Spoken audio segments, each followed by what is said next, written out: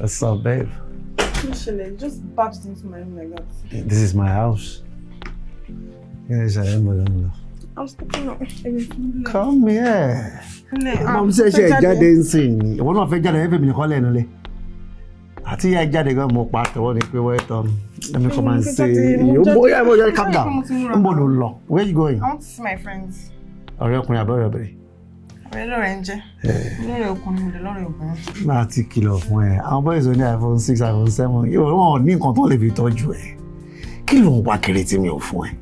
I understand. Change your will. Bí o ṣe ní jogún. You belong to me. Oh, mo ṣe take care 24/7. I'm going now. You cannot go. To be frank with you, you cannot. Why? Go. Because I don't want you to go. Oh, my jẹ́ mi nìkan tí mo wà lólé, àfimílẹ̀ wà lọ́bọ̀ àmọ́ kéékèèké yẹn. Kò sí nǹkan tó fẹ́ offer bí mo ṣe sọ. Am I not enough for you as a boyfriend, as an aristo, as a godfather, as a father, as everything? I don't understand. Ṣé kò kí n sún yín? Kí ló fẹ́ sún mi mẹ́? Kí lẹ tún fẹ́? Kí ló fẹ́ sún mi mẹ́? Let me go and come back. No. Let's do this and you go and come back. If I remember, I bought this for you. I made you.